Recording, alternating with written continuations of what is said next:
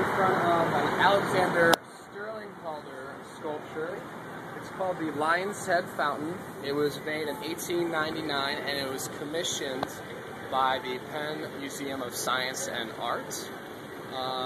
It is one of the more classical styled sculptures that differed from Alexander Sandy Calder insofar as it adhered to a lot of the rules, a lot of the traditions of sculpture that came before it. We'll get a look at more of Alexander Sterling Calder's sculptures just in a little bit.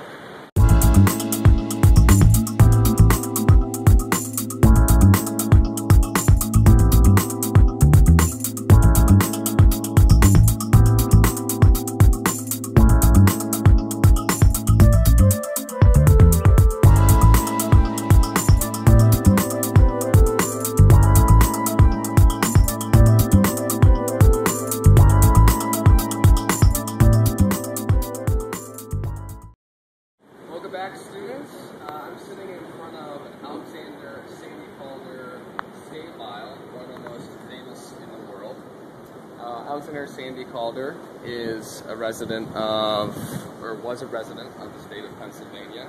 His father and his grandfather have sculptures all across the city, which we'll be seeing a little bit later.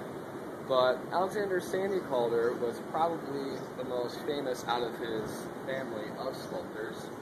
He invented this style of stabiles. He also invented mobiles and mobiles, which you are probably very familiar with growing up as a baby and having it over your heads.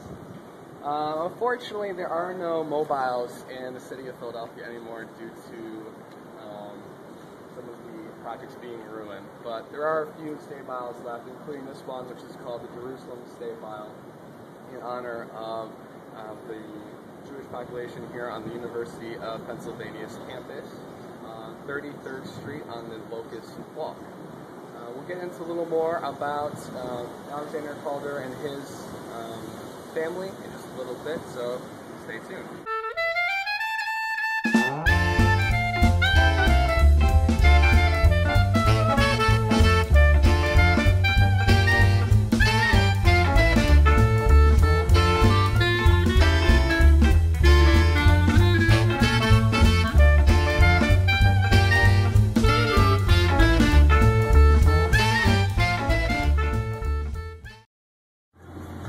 Alright, we are driving through the downtown Philadelphia area, headed to Broad and Market Street, and right in front of us is a statue of William Penn that is on top of the City Hall building of Philadelphia. And in fact, as it goes out of view there, it is one of the oldest statues in Philadelphia. It was built in 1873. And just like his son, Alexander Sterling Calder, his father followed the classical style to a T and has statues all over Philadelphia, including Memorial Hall and outside the Art Museum. But William Penn, one of the more famous historical figures that we will be learning about later in our unit, is a Quaker famous for promoting the independence of the state of Pennsylvania from country of England as a whole country of the United States began to dissolve its ties to its mother nature.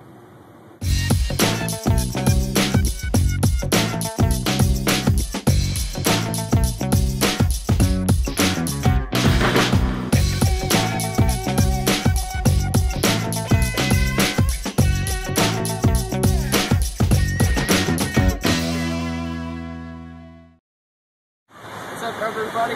We are now currently at 19th and Parkway. We're in front of the Swan Memorial Fountain.